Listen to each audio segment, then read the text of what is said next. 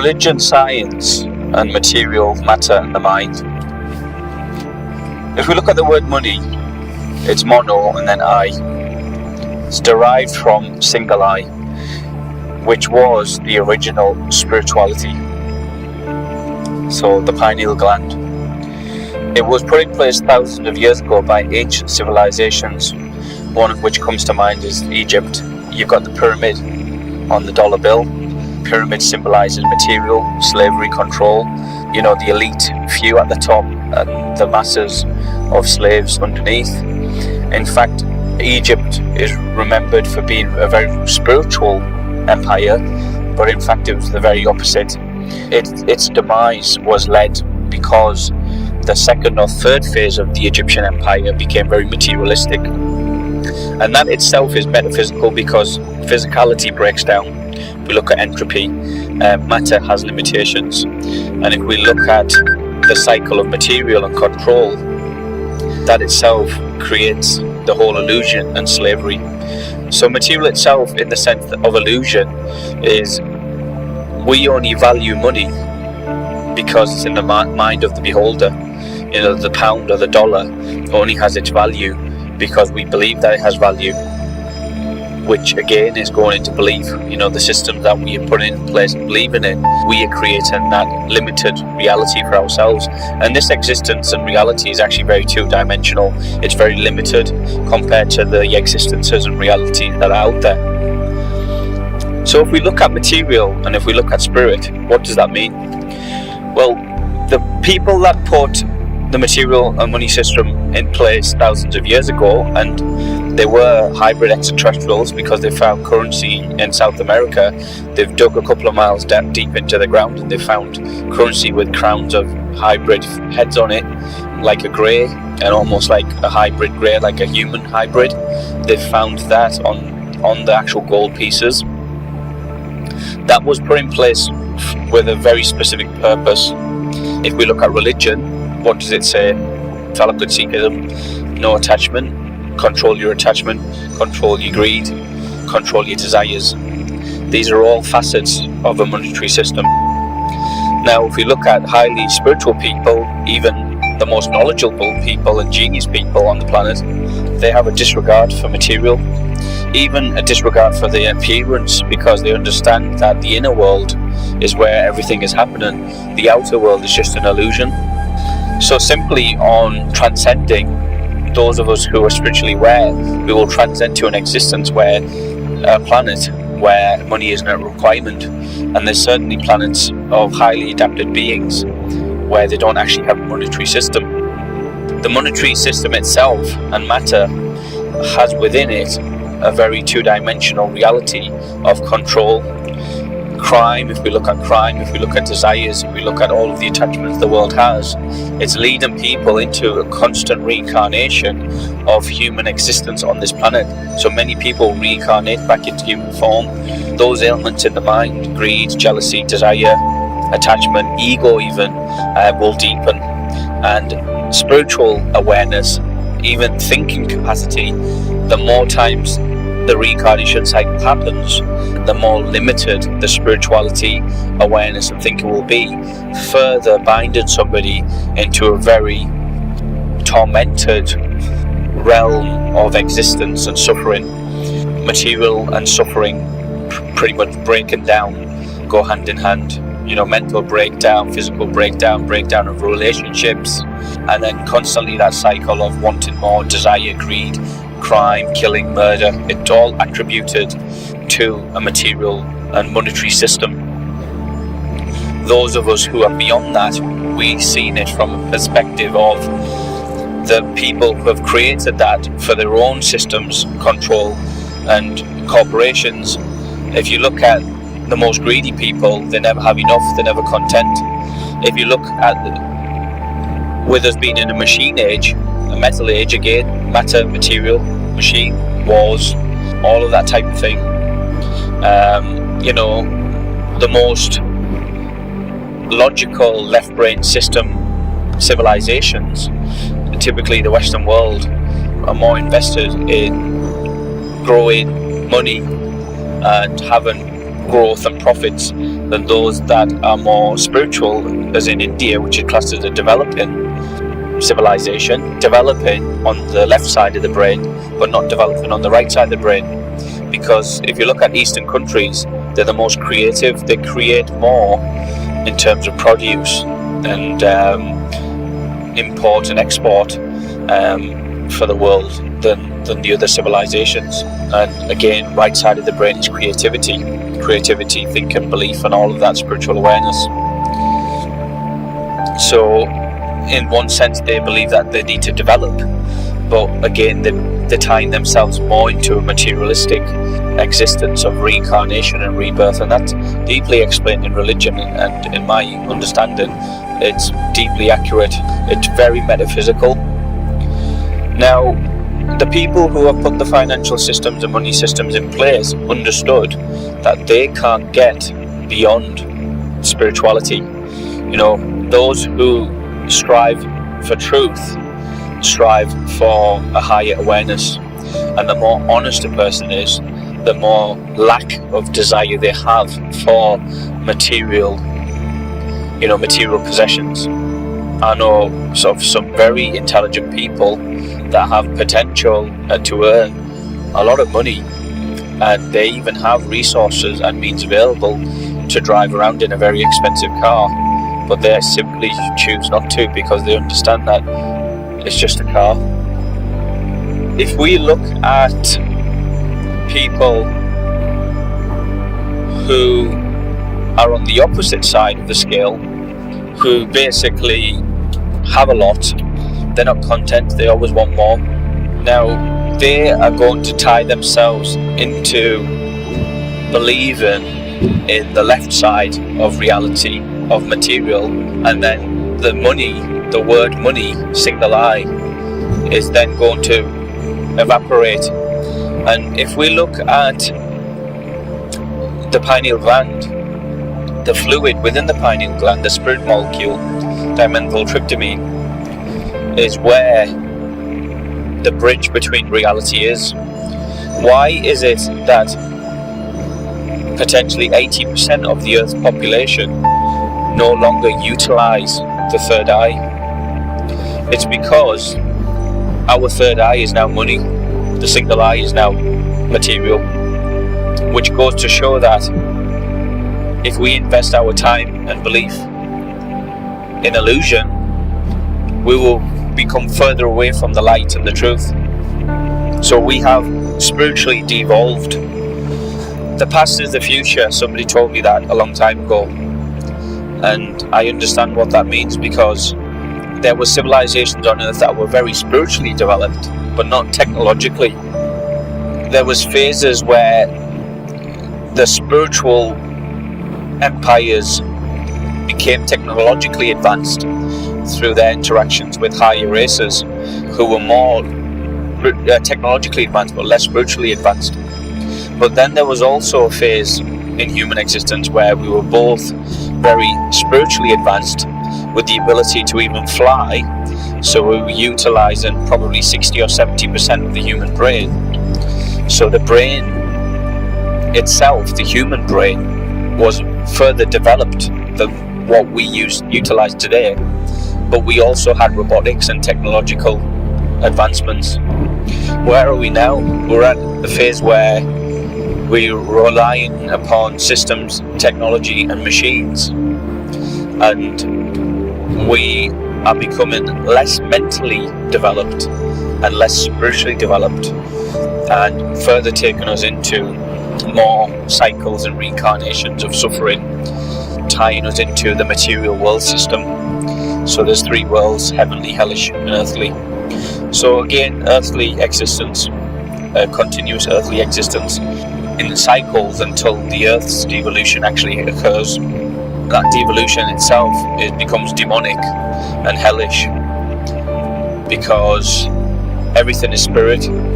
A person's ability, a person's awareness, a person's appearance, the biology behind the human body and functioning is all to do with harmony and basically the vessel that's carrying the soul and the frequency of the soul. if we transcend this material existence, we first have to do the inner work and detach away from this existence to look at it from a different perspective. And that's the purpose of religion, because religion makes us see things from another perspective, and all of the intricacies that cannot be explained in science are explained in religion. So you'll have those that lean further towards science, you'll have those that are leaning further towards religion. Those who lean further towards science simply is the religion of a materialistic understanding, a left-brain understanding. Government is a religion of corruption. So government is a religion of control and corruption, and actually the word government means mind control. If we want to become holistically aware and spiritually aware, then it's all to do with meditation. And this is where the duality comes in, because you have people who are going through all the motions of everyday life, fully understanding that they are more or less slaves in a system, but they basically have realized that they've graduated from this planet, and they're going to go deeper and further into a better realm of existence. And that's basically what I believe. I have a deep rooted belief that I've transcended this reality, because where focus goes, energy flows. If we focus on the illusion, we'll get entrapped into the illusion. If we focus on the light and something higher, we will go towards that. And the monetary system is to serve those beings, because there is higher beings that are invested in the materialistic realm. And this is explained in Vedanta, that one of the purposes for Brahma and Shiva is that they actually appoint systems of education, systems of government actually fall in place. And it's metaphysical. It comes into existence like nature and evolution, like basically the way something adapts in nature, all of this adapts as well from our own thinking. So all it means is that those souls that will continue in the way consciousness works and the way experience works, is those conscious beings will keep coming back into a materialistic realm because they're tied into that. And those who break away from that, break away from the slavery, go further towards truth and enlightenment and freedom and light, will then transcend into an existence where that exists on those planets. Now, in terms of religion and evolution and nature as being the first science, if we look at the human race in terms of the facets of humanity, it is very much a composite of animal and also human form, primate and higher beings. So it's basically an amalgamation of all of this. Now, cold people, and if you look at the reptilian brain, people who are desensitized, selfish, service to self, have lack of emotion or lack of awareness of others. You're looking at further developments of the reptilian brain. People then obviously even resembling reptiles, are very cold in appearance. Even I've known a lot of people who are very self-centered and shallow in terms of the thinking, have skin problems. So the skin becomes very scaly. I call it dermatitis or eczema or things like that. So in Indian people as well, the Nagas, and if you go back thousands of years, some of the gods that lived underground were reptilian, and there's a whole range of Indian people that look very snake-like or lizard-like or reptile-like. People are composites of animals as well, and this has been explained very well in Vedanta and also Indianism. Now, you can look at Indianism and you can look at mysticism. I myself descend from Sikhism, and a lot of the schools of Sikh thought were mystery schools. So Sikhism itself is a mystery, is a mystic knowledge, and this again travels to Europe through Templar Knights and through Freemasonry. A form of Freemasonry is also knowledge, mystic knowledge. You can go into things like the occult, you can go into superstition, rituals, how religion covers, especially in Hinduism, it covers black magic on a high scale, on a wide scale. It talks about black magic. Well, people who are superstitious, one of their biggest fears is actually negative forces, black magic. You can look at religion and talk about, Satan, Shaitan, the devil, and all of that, which is Christian. Sikhism itself doesn't acknowledge or doesn't accept that there is an antichrist or basically a negative. It says everything is within the order or the cycle of karma and dharma. So basically, whatever there is, it's the hand of God. The opposite of God is pretty much orchestrated by the hand of God. And this is very interesting because this comes into sort of like the deeper mystery knowledge and the deeper schools of thought within Indianism. And Indianism itself is very practical, so it always talks about you find what you need to find from first looking within. You look at the perspective of yourself in the world, because ideally it's the inner world. Now, from a religious and scientific perspective, if you look at harmony and ecology, how things work in biology in relation to each other, ecology is affected by harmony. The main construct of everything basically is energy, and energy affects the balance of things, and energy also affects the imbalance. You can look at that as positive and negative, and dark and light, and good and bad. It also falls into that. If we think about for a minute that all of the major religions cover this, but from different angles or slightly different perspectives, if we basically look at 5 or 6 different people from the main branches of religion and place them into the center so they can't see one another, and they basically all have their backs towards one another, or they're in the center of a cylinder and they're all looking outward, and they're looking at a hexagonal wall, for example, a 6-sided wall. And if you look at the perspective that they see is one side of the hexagon, that's how they associate to their religion or their god. Or if then somebody stands and steps back and zooms out and focuses out to the perspective that they can see all 6 people, and in fact they're all looking at the same picture, they're just looking at it from different angles of that one shape. That is basically the understanding of the one supreme creator. It's every religion is giving you a different part of the picture, or a different piece of the puzzle in that understanding.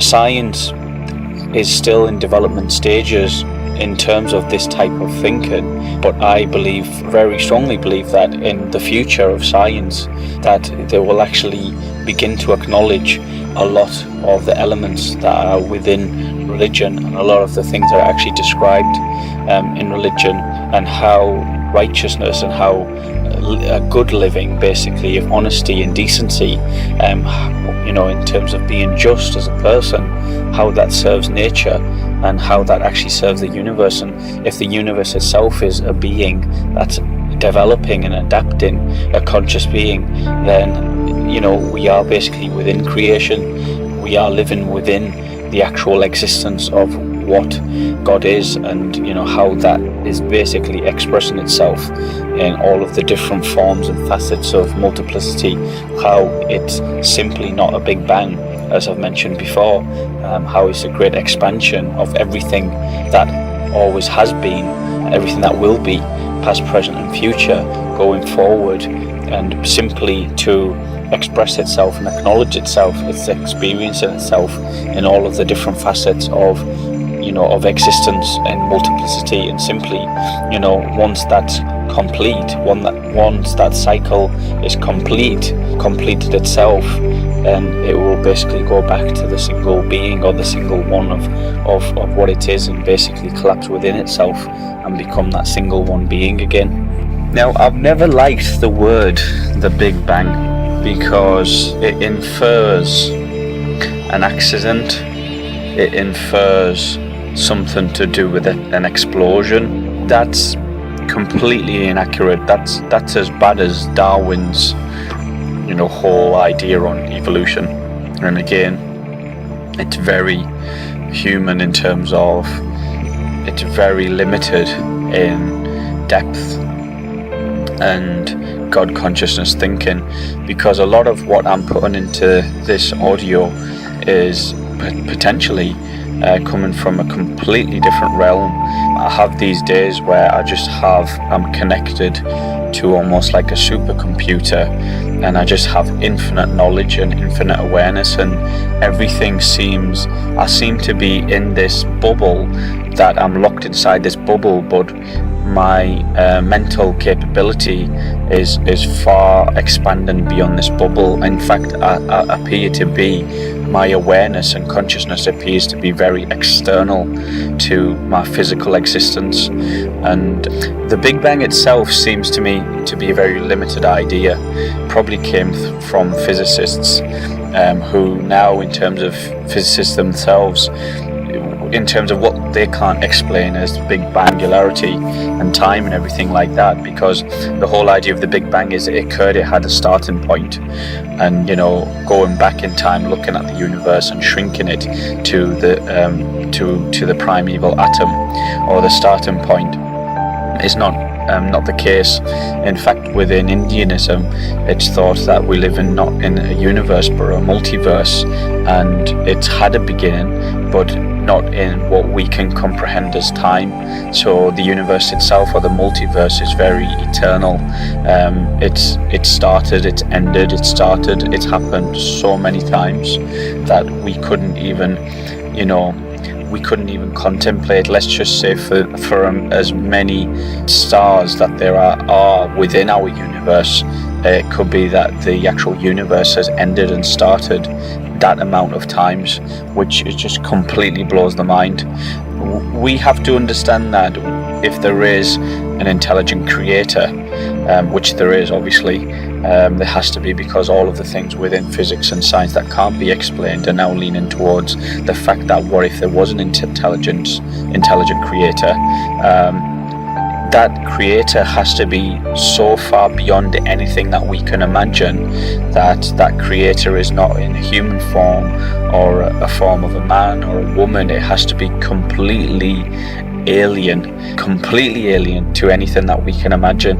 And when I refer to alien, I'm not talking about the androids, the actual robotic greys or anything like that. I'm talking about something that's just so far infinite from anything that we understand. So I call it the super expansion, or the expansion of God expansion, not the Big Bang, because an expansion indicates that it's something that's very much alive. It's very much something that's intelligent. It's happened for a purpose. There's a purpose behind all of this, and not a bang like an explosion where everything expands, but more like an expansion where something is growing. And as it's expanding, it's evolving and growing, and within that, we are very much a part of the expansion. Our very thinking and consciousness constitutes to all of that.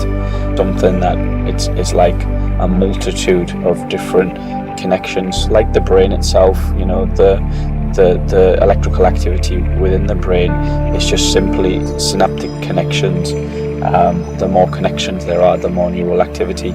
So the actual universe itself, the multiverse, it's like a super consciousness or a super brain. And even when they've looked at the universe, they've looked at it has a very much physical resemblance, or like a mesh type of resemblance of the actual neurons in the brain. So it's a super brain or super consciousness itself, and it's infinite. And in terms of what we understand in science and physics, is very limited, even though there has been great advancements. Einstein's theories and Stephen Hawking's and everything like that, these are just all small pieces yet of the actual puzzle and putting them together. But our understanding of time and everything like that is very much limited as well, because who's to say that time isn't a factor of the limitations within material existence, that outside of material existence there's in fact timelessness. There's something that you go beyond time, outside of material existence, outside of the materialistic universe. And when you look at this universe, and if you consider a parallel universe, or if you could consider other universes that are not even materialistic, what is that, and how is that beyond time, and do beings live within that? And one of the things that's interesting is if we look at how we transcend out-of-body experiences, and even beings, light beings that come from another dimension, that I myself personally have experienced, forms of light. Where are they coming from? Are they within a materialistic existence? If we look at, when somebody said that they seen angels during their near-death experience, and they were just like a halo of light. What are they? Because they're not ghosts. They're not. Well, they're considered to be ghosts. But if we go beyond that thinking for a second, they don't have a body. But to resonate at that frequency, they must have a higher consciousness, which gives them that higher consciousness itself. Places them within the existence that they have as a higher frequency, as a higher consciousness and awareness, and itself, it basically is just itself consciousness. And this is why when people talk of consciousness, they say that consciousness is everywhere. If we look at the movie Lucy, and this is something that I thought of probably a decade before the movie was even made, is that when you expand to everything, you simply just become a part of everything. If we look at plants today, and if we look at the way plants are providing constantly, some people say that plants are a being. I believe that plants are a being. In fact, in one of my videos in the past, I've indicated that plants are a being. And if we look at the argument within religion, and all of the religions basically that say don't consume meat, plant itself is matter, it's living. So if it's cruel to eat animals, then why is it cruel to eat plants? Because again, they're alive. If we look at meat, what is it? Its substance is physical matter. Well, so are plants. So again, that's part of dogma. In one of the previous chapters, I've indicated science and dogma, and one of them again is the whole argument of meat. There's various reasons for not eating meat. A lot of it's cruelty, a lot of it's the actual cause and effect, which again is very scientific, that there's physiological changes that we have when we consume meat. We are limited when we actually eat meat. I don't know what the scientific reason is, even though we are actually made of meat ourselves. We are limited in mental capability when eating meat. I consumed vegetables for 8 weeks. For 2 months I stopped eating meat, and within that 2 months I had so much clarity in my thinking. I had so much drive and more energy even when I wasn't consuming meat. If we're all vessels and we're all connected and it's all energy, then that fact of consuming trauma, consuming the suffering that's been within the animal, because if everything's consciousness and information, then that information of suffering is encapsulated, absorbed into the meat, and then we consume that, and that's then absorbed into ourselves, which again, very scientific, but now a lot of people are understanding that is what's happening. Certain meats will cause anger and things like that, and again, this is more animalistic. These are more traits of an animalistic existence, and the great creators of religion, who in my opinion weren't human at all, human in their thinking. They were not from this realm of existence. They were promoting us to basically join part of where they came from. So like, let's just say a manager who wants to promote somebody who is better than the co-workers and says, well, this person's got the capability, well, let's spend a bit more time with him and he'll get then promoted into management. Who's to say that all of these prophets and teachers and messiahs and gurus and founders of religion have simply promoted us and changed our thinking, so we then go and incarnate in their realm of existence, which has been put forward as the kingdom of heaven. Well, the kingdom of heaven is just another planet which is heavenly. We are only as good as our environment. If we look at what David Icke talks about in terms of 5 sense reality and the body computer, and how reality around us has been meshed around us to look at the media and then drive a car and go to work and all of everything that surrounds us, somebody placed into that scenario will only be as good as that scenario. If you then take somebody who is very spiritual, very aware, let's just say if we take a yogi from India or a master from a Shaolin monk who's spent all of his time within a very spiritual environment where materialistic wants are very limited, and then we place him into a Western civilization and culture, it's going to be a shock to the system. And that's why it has been in history. That's why we've seen that. A very good example is Native Indians from America, when they were basically when their land was changed, and you had modern American people go into their land and change everything. It was originally a shock to the system. Now it's become the norm because that's everything that we see. And in fact, I look at very Eastern countries today who have been so heavily westernized that it's just become the normal thing now, and people have just fallen into that mold. So that's another interesting spin on science and religion, and how religion is leading us more towards what I call non-matter. It's leading us into more consciousness, away from the physical and more towards the light. And whereas, government is very much rooted in logic and very much rooted in, government is the religion of this materialistic Western bullshit. So government is the religion of the cooperation or the complex, which is invested in profits and money and all of that. Government is the religion for that, and religion itself is the government for looking at incarnation and development beyond this existence. And it's all about transcending away from this, because consciousness goes somewhere, nothing dies. We know that within higher physics, that nothing's wasted, everything goes somewhere.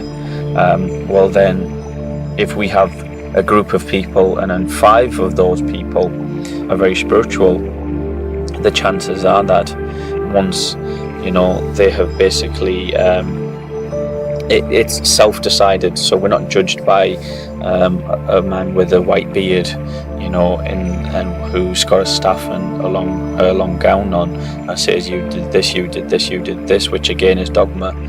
Now you're going to go here. Whatever is the deciding force is within our very selves. It's within our very soul, that our soul itself, there's a higher side of our soul which has nothing to do with our mind, because the mind is limited. The mind is part of the human body, but beyond that, the soul itself, the energy itself decides, the consciousness itself decides where it's going to go. And that's basically done on what we've done and how we've developed. And if our development is at a certain stage, our conscious development, then we are obviously going to transcend this existence. On the subject of spirit and energy, every single action that we carry out, or in some cases inaction, has an energetic or empathic residue. Now this residue itself, because every single pixel of reality or every single atom within reality is living and conscious. That residue, which is energetic, allows as a mode of communication or understanding for people who are empathic, and also for those of us who are psychic. This is one of the reasons why people who are empathic will absorb feelings and negativity, ailments of others, those around them. This is one of the reasons why they will say that people who are suffering from depression, they call it depression, might not want to surround themselves around lots of people, because their mind computer is telling them that that's something that they have to not do to basically bring better health to themselves. But from an energetic perspective, their mind is telling them that, because if they are surrounded around lots of people, then they're going to soak up that negative energy from those people like a sponge. And this happens with knowledge as well. Some people can give their knowledge, and some people can actually take knowledge from people. This is why the great teachers who have passion in what they're doing, in their actions, will always imbue that teaching and will be more effective teachers, that they will be able to make people understand and click quickly, whereas those people who are simply reading the words out of a book, that don't understand the teaching, the essence of the teaching themselves, are not able to project that teaching and allow that teaching to be understood. Again, it comes back to motive. What is the motive? What is the motive today for people being teachers is the salary and long periods of time off work, on holiday. That's why you've got so many ineffective teachers. That's why you've got a demand for good teachers. On the perspective of empathy, you will have what people do becomes a part of them, and this also affects the residue of energy, or the residual energy. Is that two people that are very similar will understand each other. They'll have almost, and it itself is psychic, because it's conscious, it's psychic. So it becomes a way of communication, a psychic communication that doesn't require any words. It's just simply thought. It's within the thought, the communication. You will have two boxes, for example, or two sports people that will sit next to each other, and that will understand and be able to see simply from the aura or the energy or the residual energy around that person that this is what they do, and they understand that. On the other hand, you might have the same thing for a scientist or a teacher or somebody who is academic or an accountant or a philosopher or painter, because every single thing that we do has an actual energy residue. In terms of Buddhism and Taoism, these concepts are very practical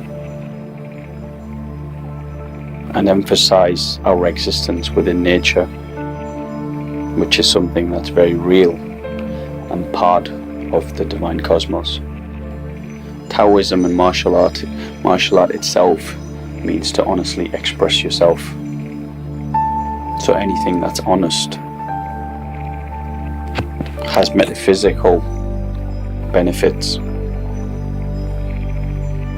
Teachings themselves cannot be understood by everybody. We always say it's due to interpretation, but that very person's interpretation is very much a part of their own development and understanding. If somebody is not meant to understand in the grand scheme of nature, they won't understand. Within Indian esoteric knowledge, and Taoism and Buddhism is just a fraction of Indianism. Taoism and martial arts also originate from India. But in the Eastern Indian esoteric knowledge, And within Vedanta, which is where the technologies came from, the Vedic Empire of India was very technologically advanced. All technology is rooted within nature. If you look at all the principles and the modus of operation of technology, it very much follows the same principles of nature.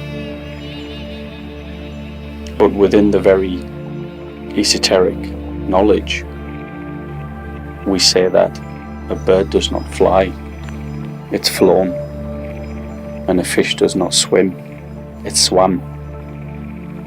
So if humans are on this earth consciousness, in this dimension, this fish tank that we live in, of air, of the elements of air, which is our life force, which is something that the matrix of the tree network provides us, that life force,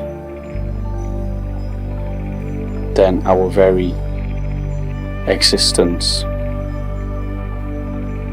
the very equation of what we attain, what knowledge we attain, what virtues we attain, what abilities we attain, is part of that construct. So we ourselves are being orchestrated from a higher level. And not everybody is going to understand what I'm saying. Not everybody understands the religions. Not everybody understands the different levels of understanding. You can watch a movie. Several people will watch a movie and get a very different picture due to their own knowledge within their inner world. Because if the inner world changes, the outer world changes.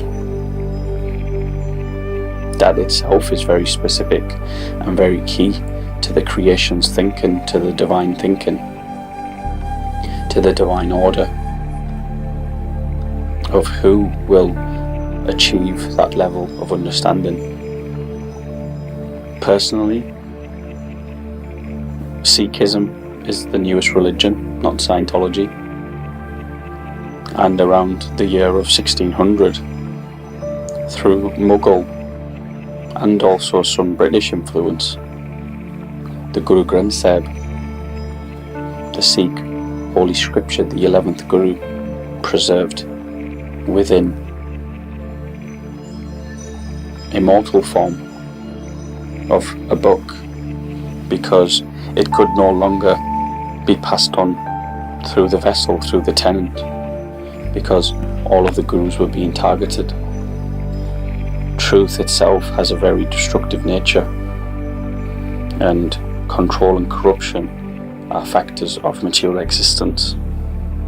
So the truth itself is always at war, the light and the dark. The truth is light and dark is ignorance. So there is a war with truth and ignorance within people's minds, within people's lives. There are those that don't like the truth, and there are those that crave the truth. But with Sikhism being a new religion, its essence and knowledge has not yet been converted or translated or had an attack of deception where the true essence and the meanings have been changed and altered, which is what has happened with Christianity and even Islam. Much of Islam is due to interpretation, because even the Muslim scholars, when they've researched Muhammad's writings and the Hadith, which is something that Muhammad himself expressed, there is difference of opinions within the Muslim scholars of Islam. Islam itself being very limited and due to interpretation. And also when Muhammad found energy, he also interacted with negative beings. You've got to understand that the beings of super consciousness, that personally I will cover in another chapter, but they themselves have orchestrated the religions. Then the religions invested in karma and dharma, the grand wider understanding of this existence, which doesn't point at any specific individual, but more as a person, as a master, as a Messiah, but to actually acknowledge the Messiah within oneself. Those religions have a broader perspective. Only the common Indian people, Hindu people, started to worship idols, and those idols then developed their own ego. But within Sikhism, Jainism, Buddhism, there is no deception. Within Judaism, this is all a conglomeration of all the different teachings and knowledge. But it's only the two brothers, Christianity and Islam, that have made God something peripheral and external. Now in paganism and the Gnostics, and even in Hinduism, Buddhism, Sikhism and Jainism, and even references within Catholicism and Christianity, the seasons affect us, the weather affects us, the equinox affects us, the summer solstice affects us mentally, the moon affects us mentally, it affects crime and all of this. So the very elements of the universe affect us.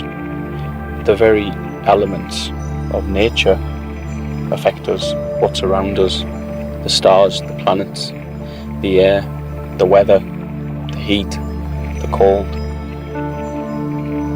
But in terms of astrological changes, because we are made from the planet, and the planet is made from the stars, and we ourselves, the matter that has made the stars has made ourselves, there is a quantum connection there. When someone becomes spiritual and holistic, that connection becomes stronger. That wireless connection, the gain of that signal becomes stronger, and we are more susceptible to desires, especially sexual desire, because one of the strongest forces in the universe is the sexual force. We can eat things and consume chemicals and certain foods which further increase this. Now, the creators of religion understood this because they had God consciousness. But some of the people who would carry out acts of sin, for example masturbation and lustful thoughts, couldn't contemplate that some of it could be happening because of astrological changes, some of it could be happening because of the equinox, the precession, and some of it could have been happening because of what they were consuming in terms of whether they were eating fish or meat or certain chemicals that act as aphrodisiacs, some fruits, some vegetables. So the motive there wasn't to carry out a great sin of desire. It came about due to a sequence of events. The universe and nature is very intelligent. It knows that. So the karmic burden there isn't as great. Things will balance out. So there's people that worry about things like this. I would personally say don't worry about it. It's natural. A lot of people who are more distanced from creation and God are very difficult on themselves. There are those people in some religions who punish themselves for carrying out these sins. And there's been scenarios where apostles and priests have done this, where they've caused injuries to the body. People, even the yogis within India, would cause suffering to themselves from starvation or not eating, or standing on one leg all day, or raising their arm in the air all day, and all of these things within the yogic kriyas that Guru Nanak actually told them that it's helping you mentally, it's helping the psychic body, but in the grand scheme of things, you are bound to this reality. It's not that if we carry out this, that a hole in the ground is going to open up with a great pit of fire when we die and we're going to fall into the fire. That's not the case. In earlier esoteric knowledge, people would say that there's fire within us, there's the elements within us. When we get angry, that's fire. Some of that is actually correct. Very subtle, but not to the extreme, but some of that is actually very correct. But creation itself is learning. So if we do things, we will learn.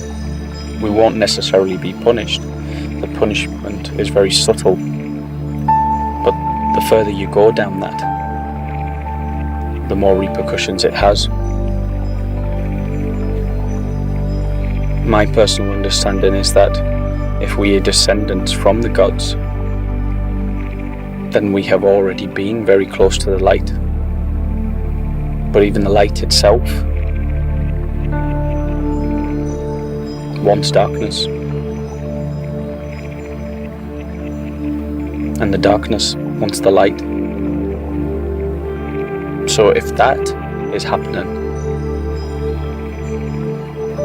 on a very conscious level of consciousness, the way the light and the dark works, then as people, we're not doing that bad. There's a lot of things wrong in the world that constitute to a lot of the things that we do, that when we look back on ourselves, we don't like what we've done, we don't like what we see. And if you become self-conscious and self-aware within self-realization, then your cognitive functions actually change. Your memory capacity changes.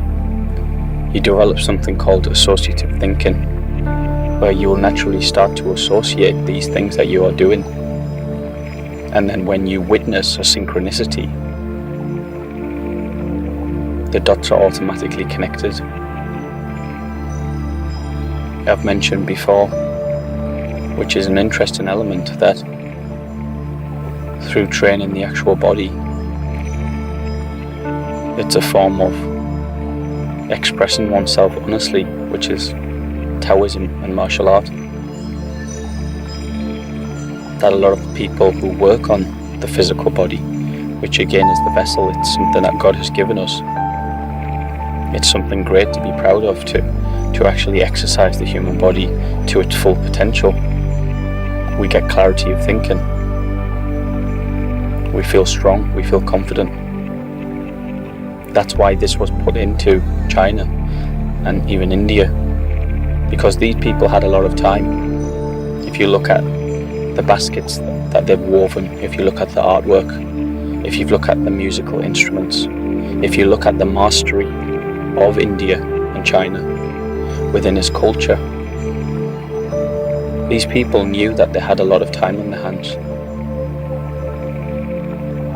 So we see that mastery has been expressed, that consciousness, those ideas, those inventions have come about through nature and consciousness itself is the construct of nature. It's the very part of nature, and all of this is quantum. The human body itself has an information field. If we consume water from the valleys, the information in that water, we are consuming the information. If we consume suffering and flesh and suffering of other people, and even this suffering can be empathic, because many things happen to a person when they become spiritual. It can be very destructive. It can be something that leads someone into severe depression, because when your channels open up within the psychic body, when your pineal gland starts to decalcify from years of fluoridation. I instinctively as a child would not drink tap water. I instinctively as a child would not want to brush my teeth with standard toothpaste. In India we have something else, which is tree bark, which is sark, it actually instantly whitens the teeth. And a lot of people within this realm of understanding of what fluoride is are now going back to some of these old ancient things. Even ancient herbal remedies are coming back into the cycle of use. So people have woken up. There has been an awakening. I see this all the time. I was instrumental in some of the awakening that has taken place. I used to have a blog which had some 600,000 hits called thewakeup.co.uk, and there was great knowledge and articles expressed on there, but simply due to the lack of time I had to close the blog down, and due to some other events which give me an indication that I should stop what I'm doing, because I was getting very close to the truth. But the truth itself is very destructive. If I understand this with a decade of study, maybe a little more, then those people who were tasked, that came here with a very specific purpose, also understood this. Some of them weren't born messiahs. If we look at Moses and Buddha, they were born in wealthy families. But looking at equilibrium, Jesus was born in a poor family. Guru Nanak was born in a poor family. The ones that were born in a poor family, it was preordained. They had the ability upon birth. The ones who came through materialistic family, that again was ordained by nature. Because nature can be strange. Every cloud has a silver lining. And it's interesting how Moses, because he discovered that he himself was Hebrew, was a Jew, he had to put things right.